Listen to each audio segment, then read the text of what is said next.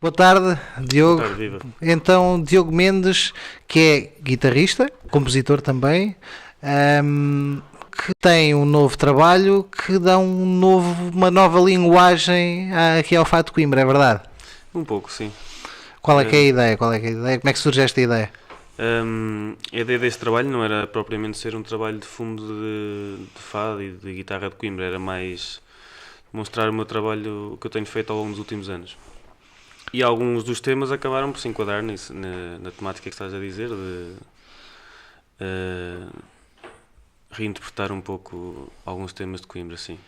Mas estes temas de Coimbra, a guitarra consegue-se conjugar a guitarra de Coimbra, então como é que se conjuga a guitarra de Coimbra com a música eletrónica, né? Que é um pouco estes arranjos que fizeste? Como é que se conjuga? Com algum trabalho e paciência tudo se faz.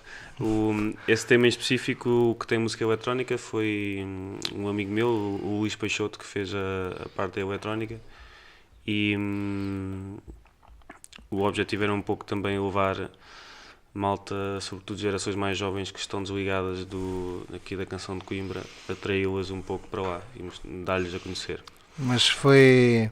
Como é que tem sido essa receptividade? Ou seja, esses jovens, quando ouvem esta mistura entre a guitarra de Coimbra tradicional e a batida mais moderna, como é que se reage? Por acaso, a reação tem sido bastante boa, tem sido bastante satisfatória. Eu estava, inclusive, com medo de algumas represálias de parte de malta mais conservadora, mas não. Até agora, a malta gostou e é positiva. Mas houve alguma inspiração especial? Houve algum clique? Um, Para, como nós para... fizemos. Sim, sim, sim. Um, inspirei-me um pouco no trabalho do Luís Peixoto, porque ele tem um disco também de música eletrónica, ele toca bandolim e cavaquinho, e tem um disco em que mistura a eletrónica com esses instrumentos tradicionais, e acho que vi ali uma ideia para fazer com a guitarra portuguesa. Uhum. E o que é que tentaste alcançar, então, em termos de sonoridade, de sentimento transmitido? Acho que foi uma mistura das sonoridades todas. Eu tenho o tema clássico de Coimbra, que estou a tocar. Depois tenho o Ricardo Silva, que também toca guitarra portuguesa, a tocar, a improvisar como se fosse guitarra de Lisboa por cima. Depois tenho a música eletrónica. No caso da música eletrónica não é muito a minha área, eu dei a liberdade quase total ao Luís para fazer como ele bem entendesse. Uhum. Portanto, deu lá umas dicas e tal, mas ele é que produziu grande parte da eletrónica. Uhum. E agora falaste de fado da guitarra de Coimbra, da guitarra de Lisboa. Para quem não sabe, qual é que é a grande diferença entre estas duas guitarras? Que, na fundo, é tudo de guitarra portuguesa, não é? Cada um tem a sua opinião. Eu posso dar da minha. Para mim para mim existe a guitarra portuguesa e a guitarra, salvo seja a guitarra de Lisboa e a guitarra de Coimbra, são no fundo estilos de tocar a guitarra portuguesa, como podemos ter uma guitarra elétrica que se usa para tocar rock e blues e jazz, e são estilos completamente diferentes e temos o mesmo instrumento. No caso da guitarra portuguesa, na minha opinião, é isso que se passa, apesar de haver algumas diferenças estéticas e de afinação, mas estamos a falar de a guitarra de Coimbra é um tom abaixo, está afinada um tom abaixo da guitarra de Lisboa, está em si mol, mas não acho que seja um instrumento diferente. Acho que a forma de tocar, o estilo de tocar é que são completamente diferentes. Mas depois também a linguagem do próprio fado também é muito diferente, mesmo no ritmo, na canção. Sim. Não, espero não estar a dizer como é que se nota essa diferença, porque a canção de Coimbra é sempre um pouco mais operática, certo? Uhum. É isso? O fado de Coimbra e o fado de Lisboa, ou a canção, diferem sobretudo na forma de tocar, também lá está a guitarra de Coimbra e de Lisboa, e na forma de cantar, estás a dizer bem, o fado de Coimbra é cantado de uma forma muito mais operática, com notas mais longas e mais colocadas. O fado de Lisboa às vezes também é cantado assim, mas é de uma forma mais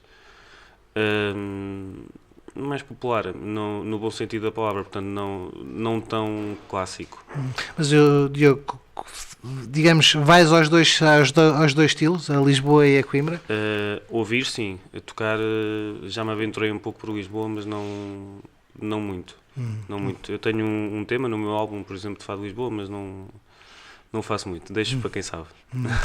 Em termos de, digamos, nesta viagem de guitarra, da música, portanto, disseste-me que não és de Coimbra. Como é que nasce esta paixão pela canção de Coimbra? Eu vim estudar para Coimbra já em 2011, informática na altura, e tocava guitarra elétrica e tinha cabelo comprido e ouvia rock e não gostava nada de fado.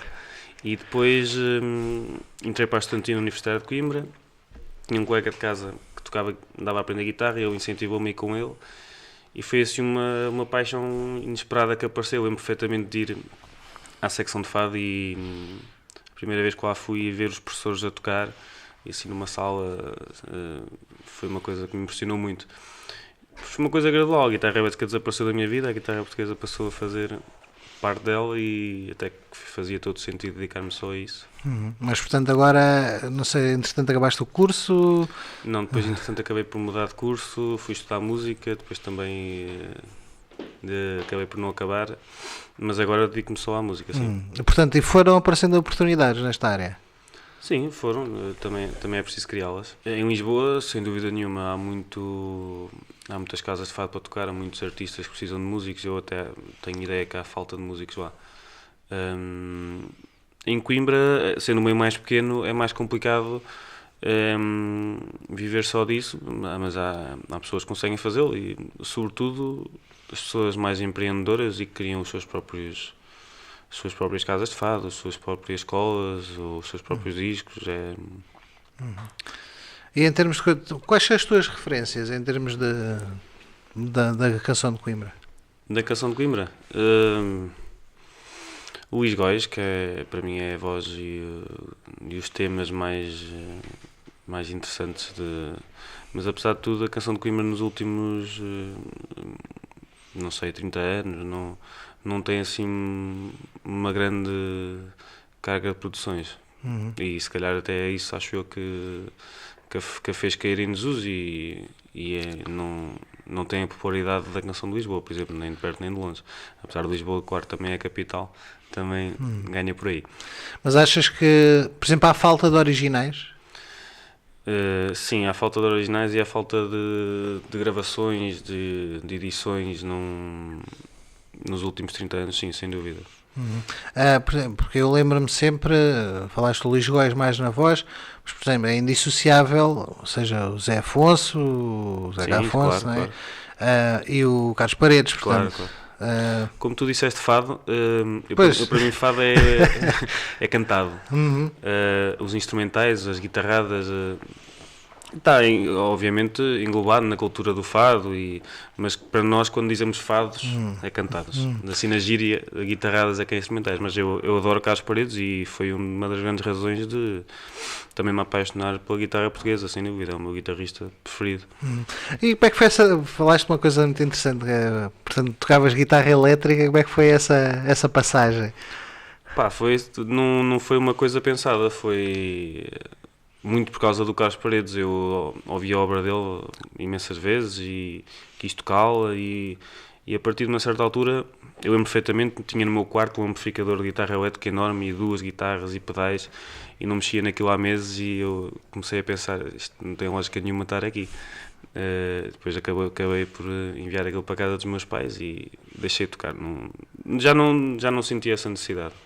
Mas não sentias a música, a distorção, tinha que ser a limpidez da guitarra portuguesa? Não senti falta, percebes?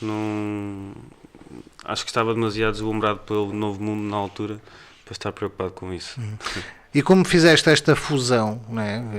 Esta fusão da música eletrónica com a canção de Coimbra, por exemplo, a guitarra elétrica pode cá entrar? Claro. E até tenho ideia de fazer isso para um trabalho futuro, mas não comigo a tocar, mas com alguém. Mas, por exemplo, o Ricardo Gordo, ele é de Porto Alegre, está a viver em Lisboa agora, ele também toca guitarra elétrica mais para o metal e guitarra portuguesa. Ele é o professor do Conservatório de Lisboa. Ele tem, acho eu, 3 discos, mas um deles até se chama Fado Metal e é mesmo essa exploração de música assim virada para o metal com guitarra portuguesa. E aquilo soa bem, ou não, mas não é por causa das misturas que... Ou se gosta ou se não se gosta, mas está bem feito. Sim, é exatamente. E em termos de... Por acaso ali há pouco tempo houve um português que inventou um instrumento baseado na guitarra portuguesa, mas também metálica, agora não me recordo exatamente. Eu acho que também vi essa notícia. Ali de Leiria, se não me engano. Eu só vi por alto, mas pareceu-me que era como é que eu ia dizer? Ele estava a tocar a guitarra como se fosse uma guitarra elétrica, só que era uma guitarra portuguesa. Mas a guitarra portuguesa tem o seu estilo próprio. Eu acho que tem que ser alguém, não é que tenha algum problema com isso, mas não é alguém que toca com palheta que vai fazer essa transformação bem. Se bem que eu acho que já me disseram que como a guitarra tem cordas duplas, por exemplo, tudo o que seja distorção é complicado de fazer, por causa de... não vai soar bem. Mas eu, por acaso, não experimentei isso a sério. E para aquelas pessoas que também não sabem, como eu, obviamente, o facto de ter a corda dupla, ou seja, o que é que interfere? Consegue-se ter as 12, ou seja, não são 6 cordas, faz um som obviamente muito diferente, mas toca-se 2 a 2, toca-se uma a uma, como é que... A guitarra portuguesa tem 6 cordas duplas, portanto tem 12. Nós olhamos para ela como se fossem apenas 6, portanto nós tocamos nas 6 cordas, quase sempre nas 2. Voltando agora aos estilos de guitarra, no estilo da guitarra de Coimbra praticamente tocamos sempre o par, a ordem da corda. Na guitarra de Lisboa eles têm muitas técnicas em que tocam apenas numa corda do par, mas mesmo eles, na maioria, no geral tocam nas 2 cordas, sim.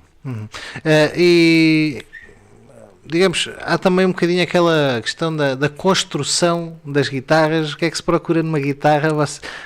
Havia construtores muito famosos cá em Coimbra, também em Lisboa. O que é que um guitarrista, portanto, ainda és um jovem, não sei há quanto tempo é que estás, digamos, de volta desta vida da guitarra, o que é que se procura? Quais são as melhores guitarras em termos de construção? O que é que se...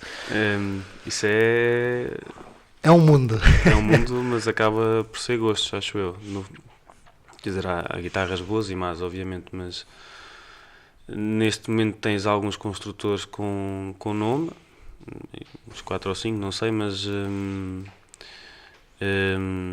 acho que acaba por cair tudo nos gostos pessoais. É como estar a discutir se é melhor Android ou iPhone, ou se é melhor... os vários tipos de guitarra elétrica, também há quem goste mais de uns modelos ou de outros, ou de carros, ou do que seja. Porque o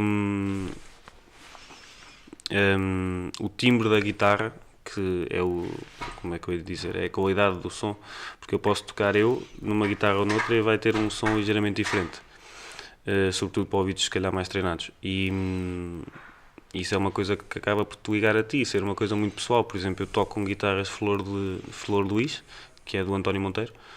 A verdade é que sempre toquei com guitarras dele e gosto muito do som e estou muito habituado àquele tipo de som, mas há quem gosta muito de todo tipo de guitarras, não está tudo certo. E esse construtor dá-te a oportunidade de lá ires e discutires como é que era? Sim, vou lá. E é da Maia, mas é de Grijó, é perto do Porto, mas vou lá sempre que posso e almoço com ele, falamos, discutimos novas abordagens que ele possa, que por exemplo ele vem agora à minha escola na próxima quinta, dia 16, fazer um workshop de construção, por acaso. E é um homem muito aberto, a discussão não tem muitos dogmas. Ele fez agora uma guitarra que tem a parte de trás toda em carbono, que agora está-se a explorar muito isso, as guitarras em carbono, e tem até uma boca de lado, portanto, na sanefa por cima, agora não consigo explicar. Portanto, há coisas sempre novas a inventar e a procurar na guitarra. Também as pessoas nunca estão contentes. Mas, portanto, tu chegas lá e dizes assim, olha, ou não sei, por exemplo, as medidas vão ser mais ou menos fixas, não é? Ou seja, a medida do braço, o diâmetro não sei se tem um nome específico.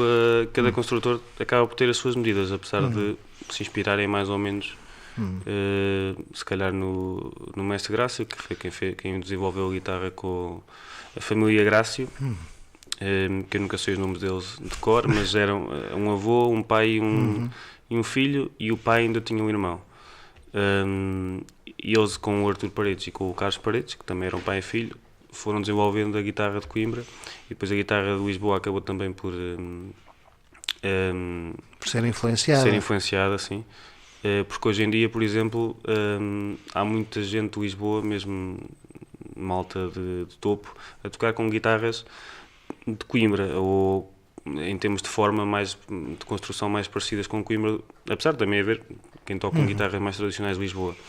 Porque o som é diferente e também acaba, como eu estava a dizer há bocado, de ser gostos pessoais. As guitarras mais de Lisboa têm um som mais fininho, mais agudo, as de Coimbra ganham mais graves.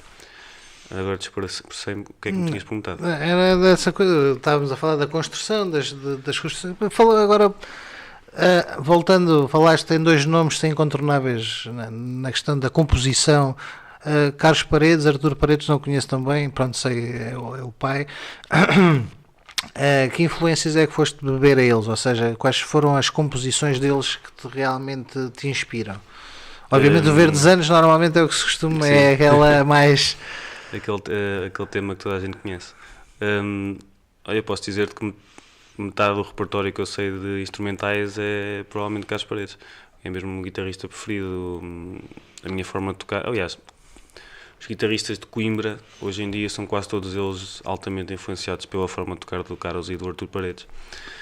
O Artur, que era o pai dele, no fundo, foi quem divergiu da guitarra portuguesa em 2 estilos, ou quem se afastou mais do estilo de Lisboa e foi criando, não era a guitarra de Coimbra, era qualquer coisa. Tanto em termos da construção de instrumento como da forma de tocar, como eu te falava há bocado. Depois o filho dele, o Carlos, desenvolveu isso ainda mais, no seu estilo próprio também, que é obviamente diferente, e chegámos à guitarra, aos tais 2 estilos diferentes de guitarra portuguesa, porque na altura do Artur Paredes havia um estilo, ou pelo menos não era tão demarcado como é agora, que se vê claramente 2 estilos diferentes. E portanto, a partir do momento em que eu toco mais guitarra ao estilo de Coimbra, sou influenciado por eles, inevitavelmente. Por uma pessoa, imaginemos um jovem que está a ouvir, apaixonado por heavy metal, quer mudar para a guitarra portuguesa, é difícil aprender? É algo... Não sei, acho que é um instrumento duro de tocar, portanto, se for no início é mais fácil aprender a tocar viola, por exemplo, ou piano, são instrumentos é um instrumento difícil para crianças também, se forem muito novas, mas eu acho que todos os instrumentos têm o seu mérito e a sua dificuldade. E a sua dificuldade.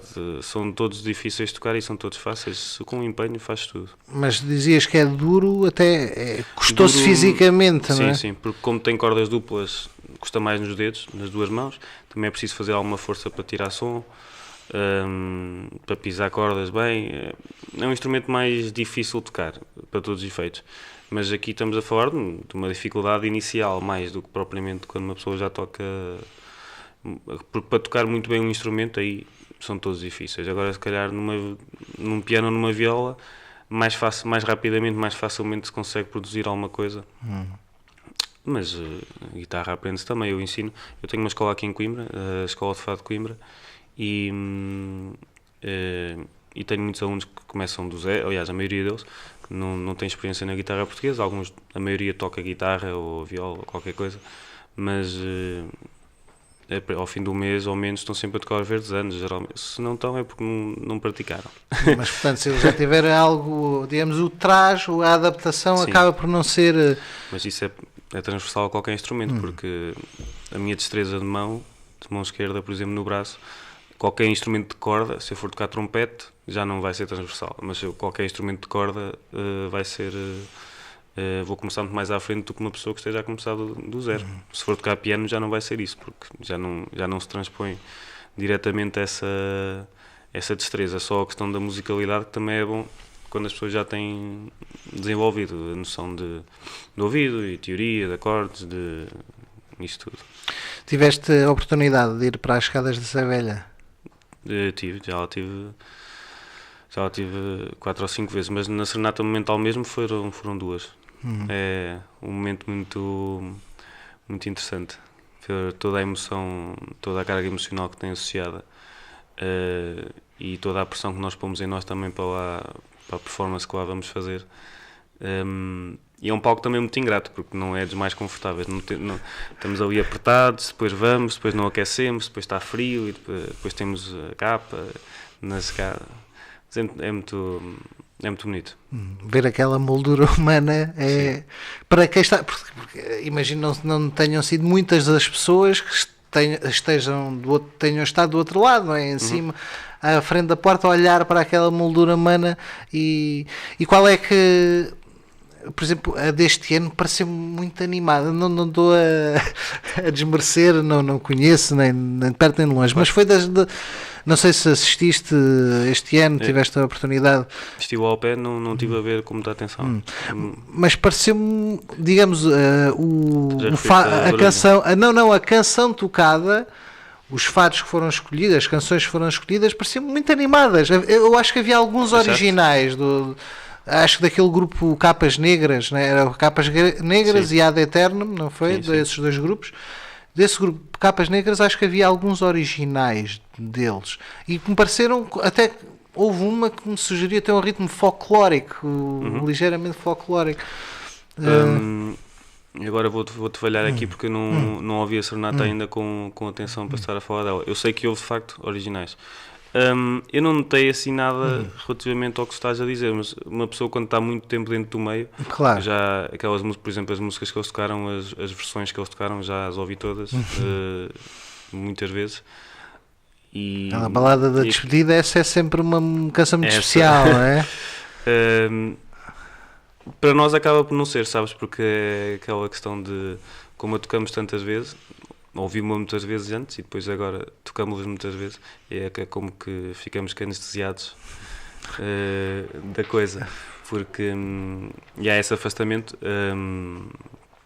exatamente por isso também, pelo cansaço, mas ficamos sempre contentes em tocar e é óbvio que as pessoas gostam de ouvir. Porque eu penso que já não era tocada na serenata já há alguns anos, já há 4 ou 5 anos. 5 anos, acho que foi em 2013. E como é que se faz esta escolha? Como é que... Norma... Eu nunca toquei uma balada de despedida porque supostamente eram os grupos mais velhos a tocar e eu nunca fui o grupo mais velho. Supostamente a balada de despedida é escrita por finalistas e interpretada de preferência por finalistas e todos os anos se deve escrever uma. Eles este ano não foi com eles sobre isso, só optaram por tocar esse tema. Eu pessoalmente acharia melhor se tivessem feito um tema novo. Naquela, não quer dizer que não se possa tocar aqueles que tocaram, do 5º ano jurídico, né? De 88, 89. Exatamente. Não quer dizer que não se possa tocar essa música, mas na Serenata Monumental acho que é um sítio para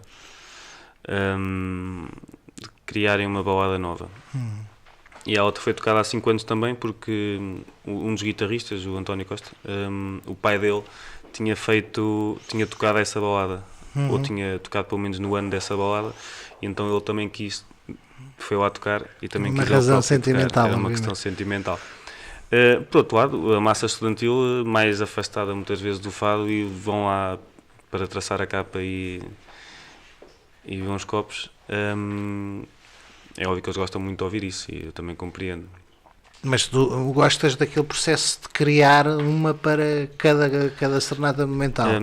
Apesar de eu nunca ter criado, nunca me incumbiu, acho que faz sentido porque senão estamos constantemente a reviver uma coisa que foi há 30 anos. E curiosamente essa balada, quando... E não se poderia tocar essa e outra? Digo eu, não sei, ou não fará sentido haver duas baladas de despedida? Já aconteceu. Por exemplo, no ano dessa... Houve duas. Houve a da Economia, que não é tão conhecida, e houve a do 5º ano jurídico, que é muito conhecida. Portanto, como já aconteceu, diria que à partida talvez pudesse. Mas quando essa foi criada, houve outra em 1957, 58, acho eu, que é o Coimbra Tem Mais Encanto, também é muito conhecida, que também foi uma balada de despedida. Quem tocava fado no final dos anos 80 sentia exatamente o mesmo que nós sentimos com a balada de 89.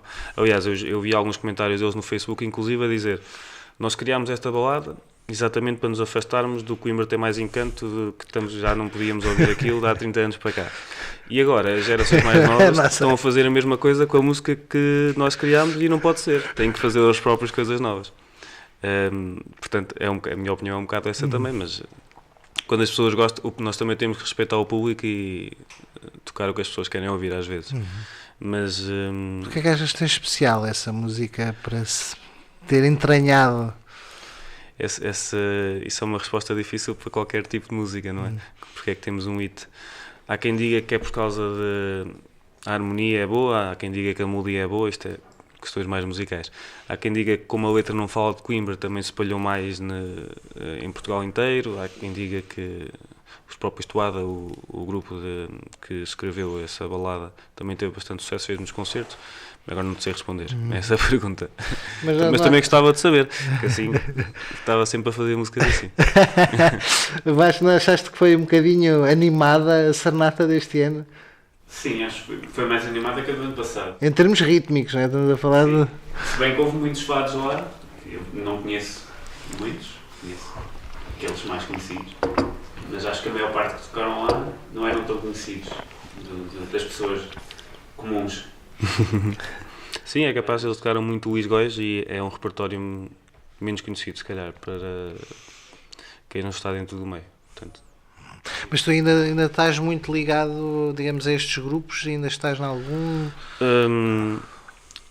Na academia não, mas eu como estou dentro do meio, e ainda por cima Coimbra não é uma cidade muito grande, inevitavelmente acabamos por também, se calhar, quando for ficar mais velho, provavelmente vou ficar mais afastado, mas eu como te disse há bocado, estive na Estudantina Universitária, que pertence à secção de fado, que é onde estão os grupos que fazem serenata, portanto tenho lá amigos ainda, inevitavelmente as pessoas falam, e como tenho a minha escola e tenho alunos universitários, curiosamente também ando na Estudantina alguns, e pronto, uma pessoa acaba por saber as coisas. Se calhar daqui a 10 anos já não vou estar tão por dentro, mas não vou... Eu quando andava lá não gostava de que as pessoas mais velhas viessem com os seus pareceres sobre como é que deviam ser as coisas e com opiniões que ninguém lhes pedia, portanto eu também não quero fazer isso.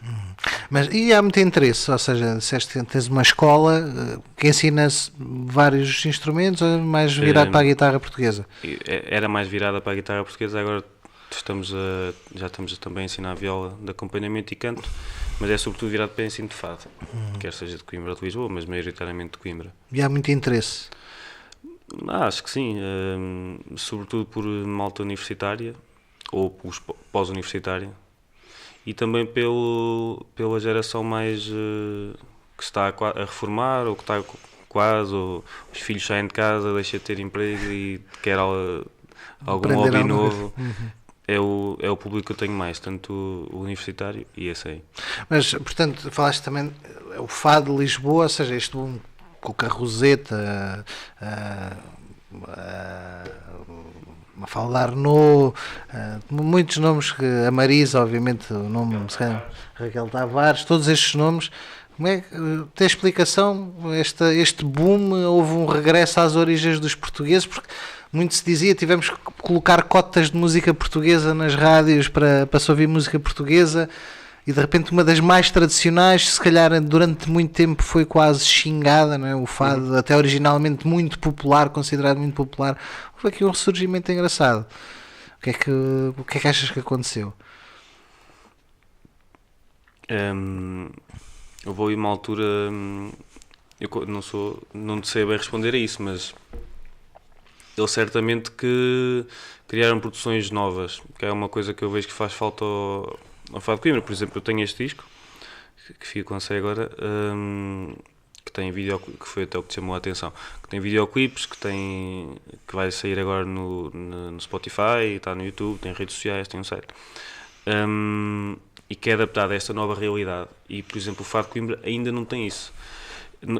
Nós começámos isso com o meu antigo grupo, com o meu grupo de Fados Amanhecer, a ter redes sociais, a ter vídeos no YouTube, e lançámos o nosso disco. E um grupo assim, nós tínhamos aí 21 anos, talvez 22, 3, quando lançámos o disco, grupos assim tão jovens a lançar discos já não acontecia cá em Coimbra não sei, há 20 e tal anos, não sei precisar, mas há bastante tempo. E já fora da academia, né? Esse grupo Amanhecer já foi uma... Foi no ano em que saímos, foi quando lançámos o disco. Nós ainda o gravámos, ainda estávamos na secção de fado. Mas, e acho que é o que falta, e pronto, e na altura fizemos como sabíamos, também não percebíamos grande coisa que estávamos a fazer. Mas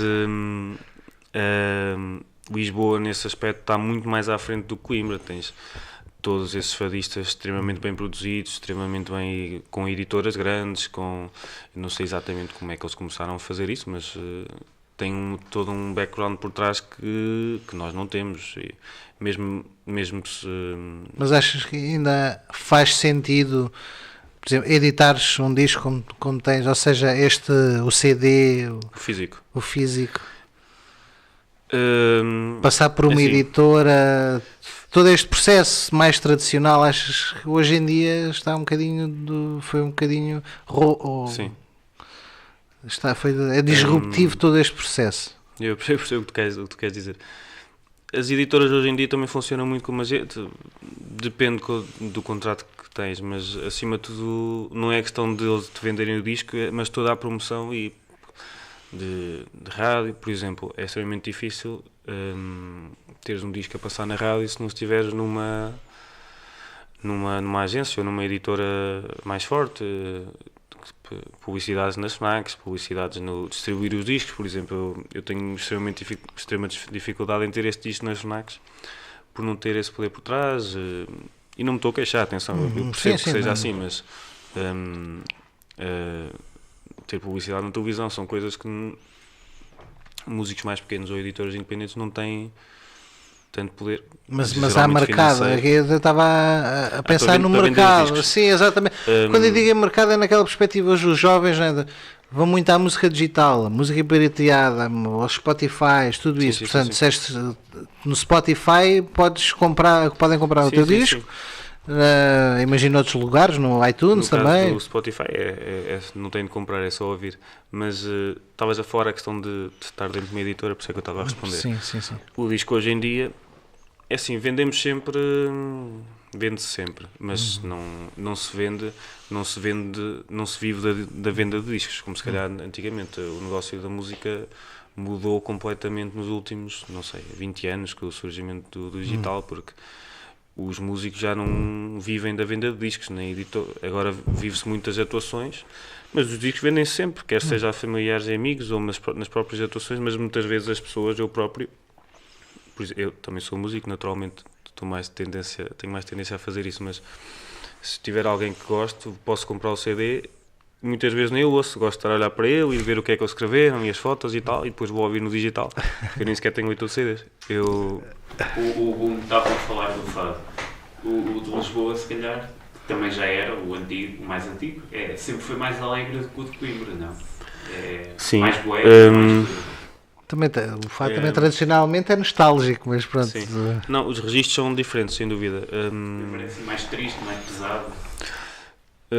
Por acaso é engraçado, os estrangeiros que não percebem português têm tendência a dizer o contrário, que é extremamente estranho para nós, mas eu concordo contigo. O de Lisboa, por causa do acompanhamento que tem, é tendencialmente mais mexido, mais ritmado, e os temas, as letras também muitas vezes são mais populares. O de Coimbra ou é mais eclético, assim, mais pesado, mais difícil de digerir, ou então é mais ligado à academia, e quem já não está ligado, ou quem nunca esteve, não se identifica tanto naturalmente. Se me perguntares agora, também acho que é uma coisa que o fado de Coimbra tem que passar, mas também, como eu dizia há bocado, se tu fores ver fado de Lisboa dos anos 80, 90 e vires fado de Lisboa de agora, é completamente diferente. A maneira de cantar, a forma de tocar, de acompanhar, ou os novos instrumentos que eles inseriram. Enquanto o fado de Coimbra, se tu fores ver fados de 80, 90 e de agora, é igual. A forma de tocar é igual, a forma de cantar é igual. Inclusive, muitas vezes são os mesmos temas. Portanto, eu diria que ainda é preciso essa nova evolução, assim, desenvolvimento, de ter novos temas, de ter uma nova temática de canto, se calhar uma nova forma de cantar, uma nova forma de acompanhar, que não é uma coisa que se faz de um dia para o outro e que não é fácil. Mas se as pessoas também não tentarem desenvolver... Às vezes parece que têm medo de perder a identidade do fado. A velha guarda diz sempre isso, no Fado de Lisboa também dizem, que eu sei. Há muito essa resistência às coisas novas. Olinda, talvez. Sim. Que foi também uma banda que começou, também é fado, ou era do início. Música tradicional, sim. Que parecia o registro de fado, mas um bocadinho diferente, mais animado, um novo registro, que é mais fácil de digerir, de ouvir. Na rádio, por exemplo. Sim. Pessoas que não são grandes fãs de fado, de repente abrem um palco, um público maior, não? Eu acho que faz todo sentido, atenção. No caso dele ainda não diria propriamente, eu percebo as raízes, mas não diria propriamente que é o fado. Aliás, não, os próprios se assumem. Mas é, sem dúvida, a música tradicional portuguesa. Se pensar na Namora, na Marisa ou assim nos temas mais recentes dela, já fogem muito à raiz do fado, apesar de terem lá a raiz sempre. E eu sei que também há a velha guarda de Lisboa, muitos deles também não gostam disso. Gosta dessa inovação. Agora nós é que não temos, estando fora do meio, não temos essa noção, não é?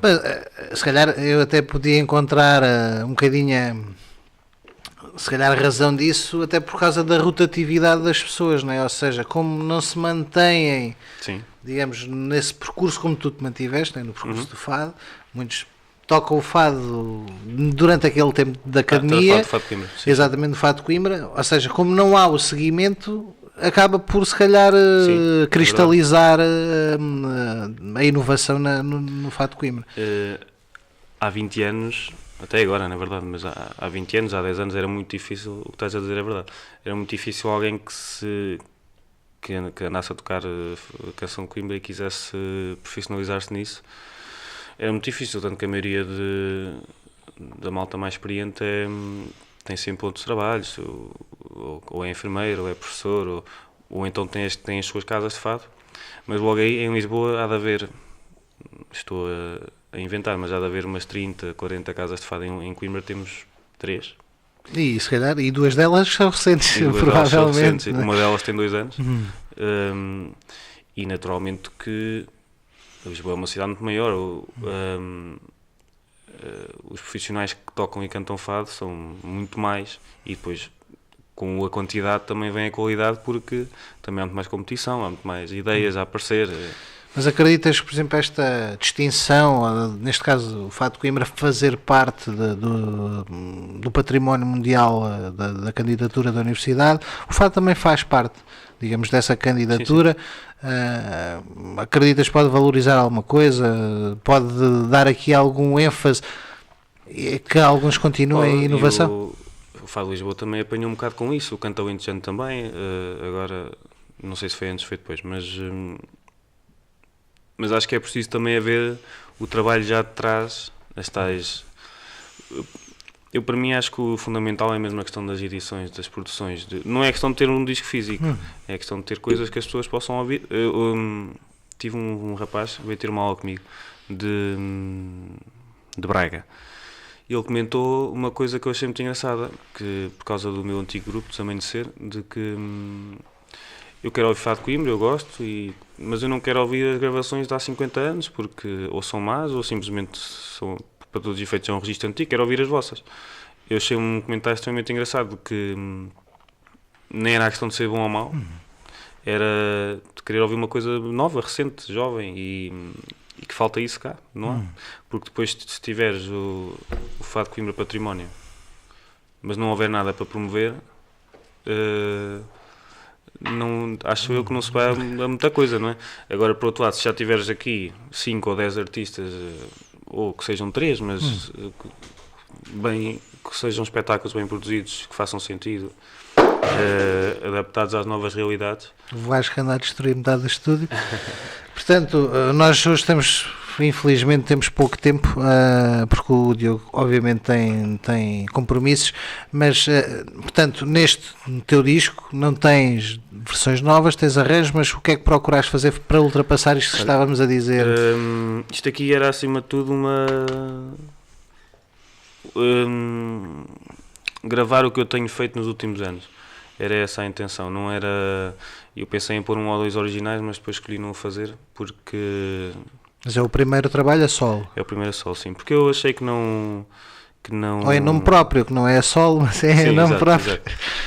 Não gosto de ver discos em que temos 10 covers e 2 originais, acho que não faz sentido. depois eu tenho sempre tendência a pensar os originais são as piores músicas. Porque também estamos com aquela expectativa, isto é que vai ser. Então eu não quis fazer isso e deixei o desafio a mim próprio de fazer um só de originais daqui a 1 ano ou 2. Mas tem muitas coisas que nunca foram gravadas. Tem aqui uma versão minha com a estudantina de um fado, que eu acho que a versão é incrível, que tem um coro, tem instrumentos tradicionais por trás, uma tuna, portanto, e é diferente.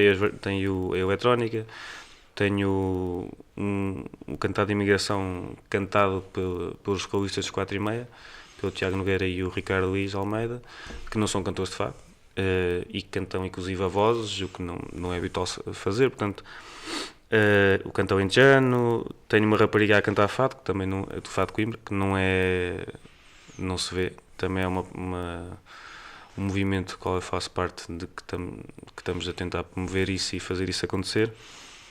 Portanto, tem assim umas coisas, apesar de não ter originais no sentido da palavra, tem novas visões, novas abordagens, novas de quebrar tabus. Uma pedrada no charco. Uma pedrada no charco, mas eu não fiz com essa intenção, foi explorar. Simplesmente fiz sem medo. Eu tinha estas ideias, o que é que eu podia fazer? Podia fazer estas coisas e não vou ter medo de fazer, vou mostrar que se pode fazer também, porque às vezes, se calhar, as gerações mais novas, como as gerações mais experientes, só fazem aquilo e se calhar também não as incentivam a fazer coisas novas, elas próprias também não veem essa possibilidade.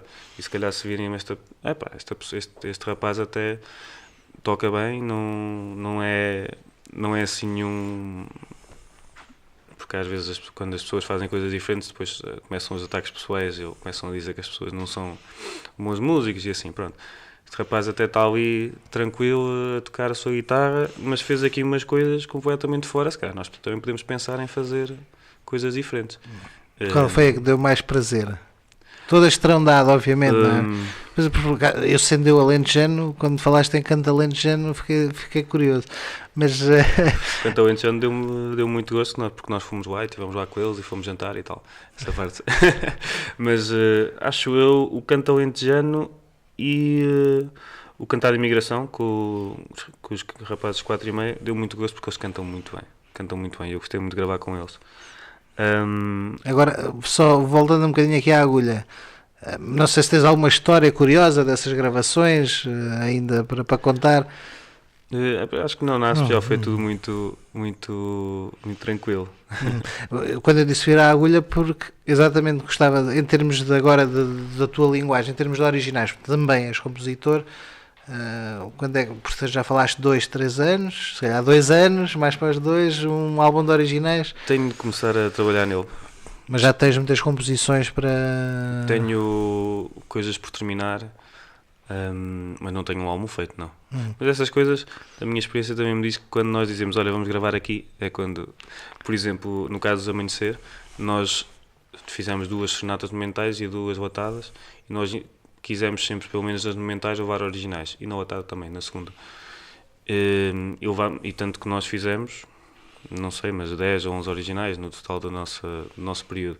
E os temas apareciam sempre 15 dias antes, eu lembro perfeitamente, tipo, a serenata a ser quinta-feira e nós na terça estávamos a ensaiar até às 3 da manhã, porque tínhamos que fazer o tema, e às vezes essas datas limites é como em qualquer trabalho, é que nos fazem aparecer as coisas.